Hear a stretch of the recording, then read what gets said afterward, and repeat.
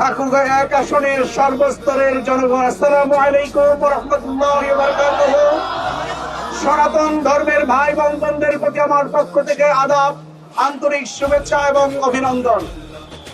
সম্মানিত ভাই এবং বন্ধুগণ, আজকের এই গণমিছিল প্রমাণ করে আর দাঁড়িপাল্লার যে মিছিল, এটি গণমিছিলে পরিণত হয়েছে, জনস্রোতে পরিণত হয়েছে এবং আগামী 12 তারিখে এই ঠাকুরগাঁও ব্যালট বিপ্লবের মধ্য দিয়ে দাঁড়িপাল্লা প্রতীক বিপুল ব্যবধানে বিজয় হবে ইনশাআল্লাহ।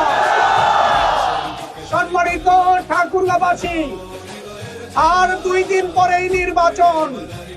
আমি শেষবারের মতো আপনাদের কাছে অনুরোধ করছি, আপনারা যদি আপনাদের মূল্যবান ভোট দিয়ে আমাকে নির্বাচিত করেন, আমি আপনাদের শাসক হব না, আমি আপনাদের সেবা করতে চাই, আপনাদের সেবক হতে চাই, ঠাকুরগাঁওর উন্নয়ন করতে চাই, আগামীর প্রজন্মের জন্য আমাদের স্বপ্নের ঠাকুরগাঁও আমি বিনির্মাণ করতে চাই। সম্মানিত ভাই এবং বন্ধুগণ, এই ঠাকুরগাঁওকে আপনারা যদি আমাকে নির্বাচিত করেন, আমি কথা দিচ্ছি এই ঠাকুরগাঁওকে সন্ত্রাস মুক্ত, চাঁদাবাজ মুক্ত, দখলবাজ মুক্ত একটি নিরাপদ ঠাকুরগাঁও গড়ে তুলব।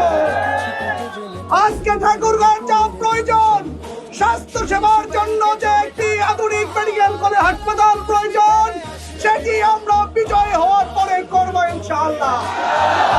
শিক্ষা ব্যবস্থা, উচ্চ শিক্ষার জন্য একটি বিশ্ববিদ্যালয় প্রয়োজন, আমি নির্বাচিত হওয়ার পরে এখানে বিশ্ববিদ্যালয়, কৃষি কলেজ এবং ইঞ্জিনিয়ারিং কলেজ এই ঠাকুরগাঁওয়ে প্রতিষ্ঠিত করবো ইনশাআল্লাহ। আমি কথা দিচ্ছি, আগামী দিনে আমি নির্বাচিত হলে আমি এই ঠাকুরগাঁওকে বেকারত্ব মুক্ত ঘোষণা করবো ইনশাআল্লাহ।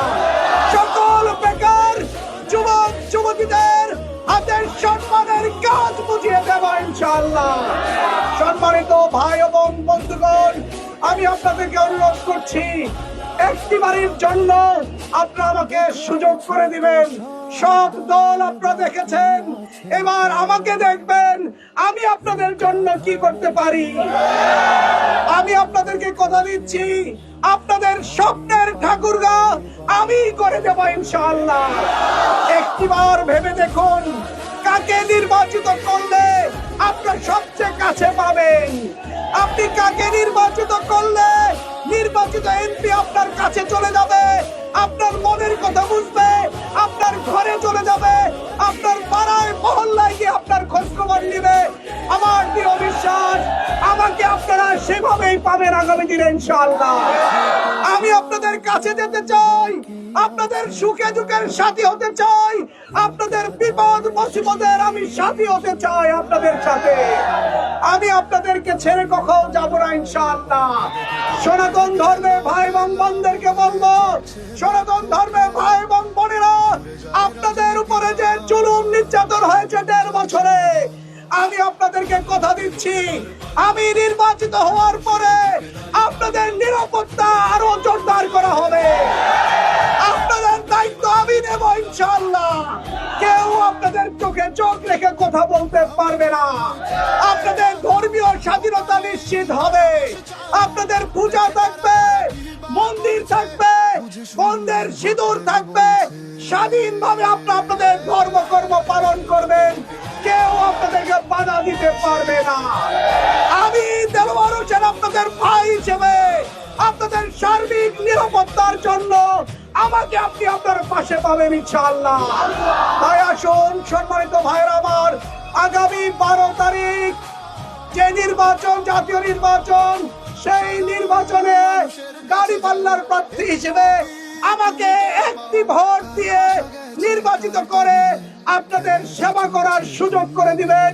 ঠাকুরগাঁওকে উন্নত, সমৃদ্ধ এবং নিরাপদ ঠাকুরগাঁওয়ে পরিণত করার জন্য আমাকে একটিবারের জন্য সুযোগ করে দিবেন। সবাইকে আগামী দিনে 12 তারিখে, 13 তারিখে বিজয় মিছিলের জন্য প্রস্তুত থাকার জন্য আহ্বান জানিয়ে আমার বক্তব্য শেষ করছি। আল্লাহ হাফেজ। বাংলাদেশ জামায়াত ইসলামী জিন্দাবাদ, দাঁড়িপাল্লা প্রতীক জিন্দাবাদ।